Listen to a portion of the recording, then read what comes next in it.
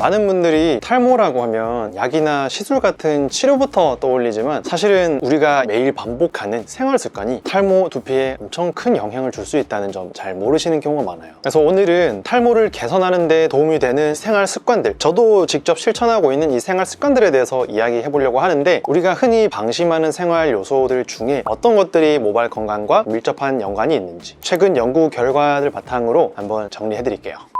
첫 번째는 식습관이에요. 음식은 단순히 배만 채우는 게 아니라 우리 몸의 호르몬과 염증 반응을 크게 좌우하기 때문에 모발에도 직간접적인 영향을 줄 수 있다는 사실 꼭 알고 계셔야 돼요. 그 중에서 흰 쌀밥, 빵, 라면, 과자처럼 가공된 탄수화물은 빠르게 혈당을 올립니다. 이렇게 혈당이 급격하게 오르면 인슐린이 폭발적으로 분비돼요. 문제는 이 인슐린이에요. 인슐린이 짧게는 단순히 혈당을 낮추는 역할을 하지만 장기적으로는 우리 몸 대사 전체에 영향을 줍니다. 인슐린이 자꾸 과도하게 분비되면 몸이 이 인슐린에 둔감해져서 인슐린 저항성이 생기고 결국 대사증후군으로 이어질 수 있거든요. 이 과정에서 간에서 만들어지는 성호르몬 결합 글로불린이라는 단백질이 줄어들면서 원래 단단히 붙잡혀 있어야 될 안드로겐 호르몬, 탈모를 유발시키는 호르몬이 자유롭게 혈중을 떠다니게 돼요. 자유 안드로겐이 늘어나면 모낭은 점점 더 작아지고 머리카락은 가늘어지고 성장기는 짧아질 수밖에 없는 거예요. 여기에 더해서 인슐린 저항성이 생기면 혈관 기능도 점점 망가지게 됩니다. 혈액 속의 염증 반응과 산화 스트레스가 커지게 되고 두피 모세혈관이 약해지면 모낭으로 가는 산소와 영양 공급이 줄어들어요. 단순히 호르몬 문제뿐만 아니라 혈관과 염증까지 겹쳐서 모낭 환경이 더 나빠지는 거예요. 이론뿐만이 아니라 실제 연구에서도 이 연관성이 입증됐는데, 여성형 탈모 환자들을 보면 인슐린 저항성과 대사증후군 유병률이 일반 여성보다 높다는 결과가 있고요. 35세 이하 조기 탈모 남성은 대사 이상과 경동맥 죽상 경화 위험까지 더 크게 나타났어요. 젊은 나이 탈모와 대사 이상이 연결돼 있다는 거죠. 또 흑인 여성을 대상으로 한 대규모 연구에서도 제2형 당뇨병이 있는 경우에 탈모 위험이 더 높게 나타났고요. 특히 당뇨를 10년 이상 앓은 경우는 2배 이상 높다는 결과도 나왔어요. 정리하면 정제 탄수화물을 많이 먹는 식습관은 단순히 살이 찌는 문제를 넘어서 혈당이 급격히 올라가고 인슐린이 과다 분비되면서 성호르몬 결합 단백질이 줄어들고 자유 안드로겐 탈모 유발 호르몬이 증가해서 결국 탈모가 더 심해질 수 있다. 그래서 탄수화물은 정제된 것보다 통곡물, 잡곡으로 드시는 게 더 좋고요. 한 끼 식사에서도 단백질, 식이섬유랑 같이 섭취해서 혈당 스파이크를 최대한 줄이셔야 돼요. 가능하다면 간식으로 너무 달달한 과자나 달달한 음료는 줄이고 과일이나 견과류로 대체해보는 거 권장드립니다. 비만이나 대사증후군이 있는 탈모 환자는 그렇지 않은 환자보다 탈모가 훨씬 더 심한 경향을 보이기 때문에 이건 너무 내 이야기다 하시는 분들은 생활습관 교정도 꼭 같이 동반하시는 거 권장드려요. 사실 여기까지는 제가 의사로서 이론적으로 이렇게 하는 게 좋다는 걸 설명드리는 거고, 저는 참고로 흰쌀밥 그냥 먹고 코카콜라 제로도 굉장히 좋아했습니다. 일하다 보면 굉장히 당도 떨어지고 힘들어서 달달한 걸 계속 찾게 되는데, 그럴 때마다 물을 마시려고 노력합니다. 그렇게 한 지 한 몇 달 된 것 같아요.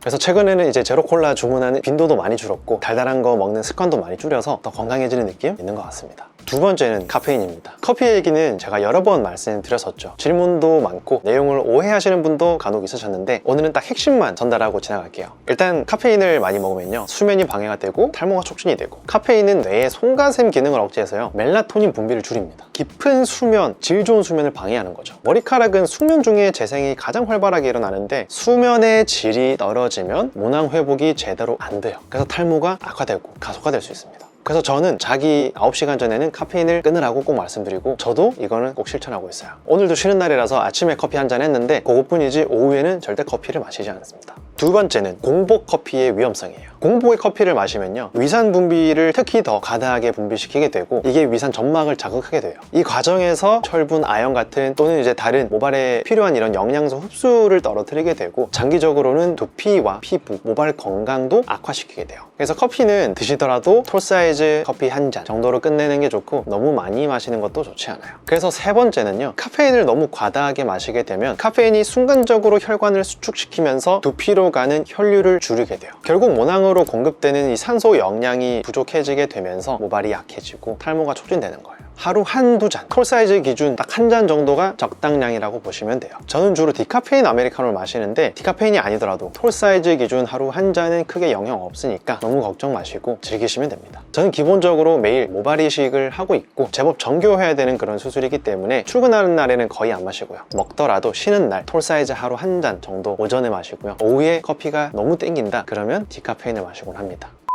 머리카락은 대부분 케라틴 단백질로 이루어져 있기 때문에 단백질이 부족하면 쉽게 약해지고 성장 속도도 느려지게 돼요. 실제로 해외 문헌들을 보면 단기간에 저칼로리 다이어트나 단백질 섭취가 많이 줄어든 경우에 급성 휴지기 탈모가 흔히 나타난다고 연구 결과가 나와 있거든요. 결국 단백질과 기본 영양소는 단순히 건강을 위한 게 아니라 건강한 머리카락을 유지하는데도 꼭 필요한 핵심 조건이라는 거죠. 그렇다고 많이 먹으면 먹을수록 또 좋은 건 아니고요. 너무 부족하지 않게만 먹으면 됩니다. 특히 그 중에서 케라틴이 가장 중요하다. 부족해지지 않게 신경 쓰는 게 좋다. 그래서 케라틴은 직접 챙겨 먹는 방법이 있고요. 비오틴을 영양제로 보충하는 방법이 있어요. 비오틴이 체내에서 자연 케라틴 합성을 촉진하는 영양소거든요. 관련해서는 제가 영상을 만들어 둔 게 있으니까 관심이 있다 싶은 분들은 꼭 한번 보시고요.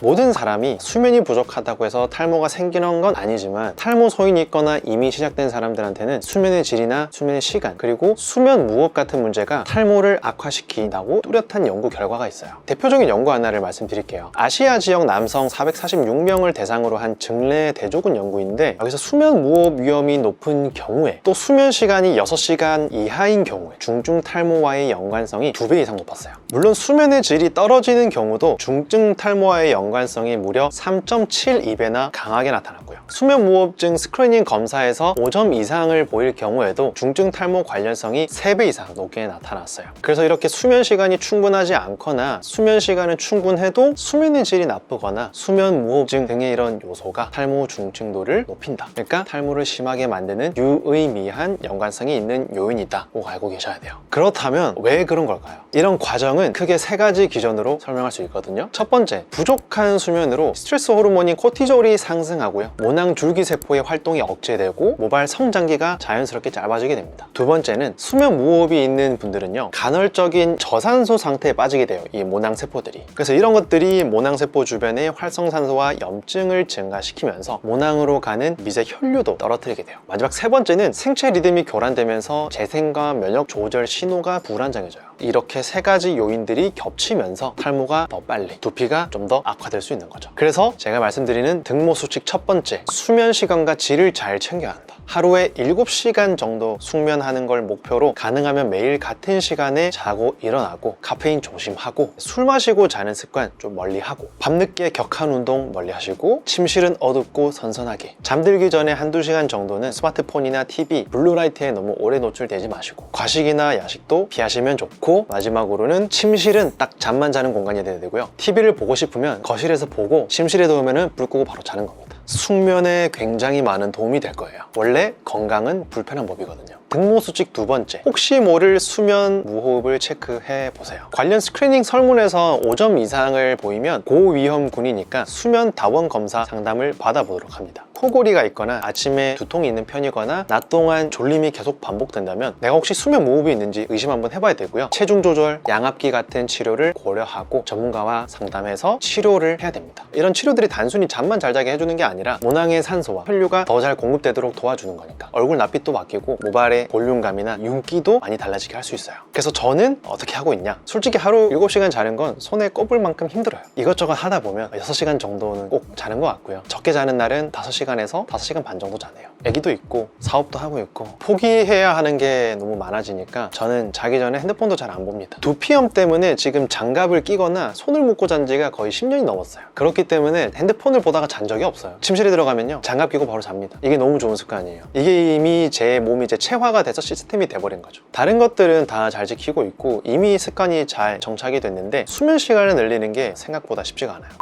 세 번째 대주제는 흡연이에요. 흡연. 제가 모발이식 하고 치료해드리고 있는 분들 중에서도 흡연자분들이 적지 않아요. 그 금연이 힘든 걸 아니까 제가 매번 잔소리를 못 하는데 꼭 알고 계셔야 되는 게 담배는 정말 두피 건강과 모발 건강의 적이에요. 이건 확실합니다. 실제로 2024년에 740명을 대상으로 한 메타 분석 연구 결과를 보면요, 흡연을 한 적이 있는 남성이 비흡연자에 비해서 탈모 발생 위험이 평균 거의 2배 가까이 높았는데 왜 그럴까요? 흡연을 하면 전자담배든 이제 연초든 그 안에 있는 니코틴 때문에 말초 혈관이 심하게 수축이 되고요. 두피로 가는 혈류, 모낭으로 가는 혈류가 줄어듭니다. 두피는 우리 몸 중에서도 가장 끝에 있는 말단 부위라서 혈류가 조금만 떨어져도 산소와 영양 공급이 확 부족해지거든요. 모낭의 대사 활동이 둔해지고 머리카락 뿌리가 점점 약해지는 거예요. 실제로 제 동기 형이나 주변 사람들만 봐도요, 탈모가 있는데 담배를 핀다? 엄청 심해요. 그래서 이 담배 자체가 안에 있는 이 유해 물질 때문에 우리 두피 주변, 모낭 주변에 산화 스트레스도 많아지고요. 이런 화학 물질들이 전부 이 모낭 줄기세포 DNA 손상을 주고 염증 반응을 일으키기 때문에 만성화되면 결국 모발을 더 가늘게 만들고 휴지기 탈모도 촉진하는 방향으로 계속 작용하는 거예요. 그리고 마지막으로는요, 니코틴이 호르몬 대사에도 관여한다는 연구가 있는데, 물론 동물 실험 결과긴 하지만 강아지의 전립선 조직을 이용한 동물 실험에서요, 니코틴과 그 대사산물인 코티닌이 DHT를 분해하는 효소를 억제해서 결과적으로 DHT가 몸에 축적되게 하는 현상이 관찰된 거예요. 그래서 저는 어떻게 하고 있냐? 다른 건 몰라도 담배는 입에도 안 됩니다. 담배는 솔직히 태어나서 20대 초쯤에 한 2-3개월 정도 피워본 게 전부인데, 담배만 피는 날이면 이상하게 머리가 더 빠지고, 그리고 저는 담배를 피고 내 손에서 나는 냄새를 못 참겠더라고요. 그래서 저는 담배를 쳐다도 보지 않습니다.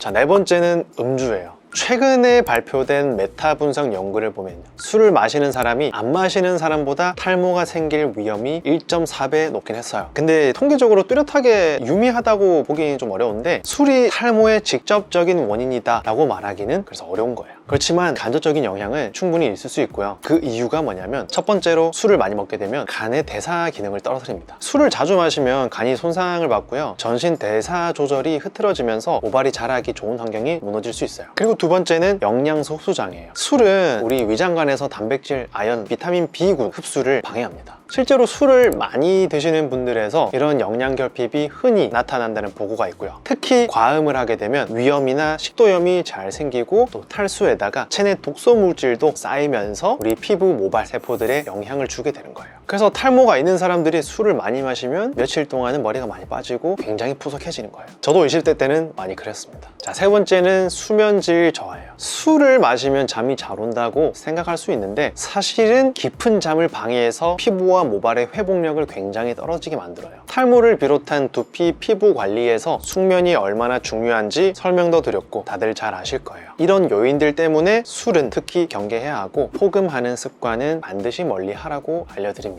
솔직하게 저도 술을 부르는 스타일이었는데 요즘은 많이 고쳐서 정말 많이 좋아졌어요. 바빠서 술을 먹을 일도 거의 없긴 하지만요.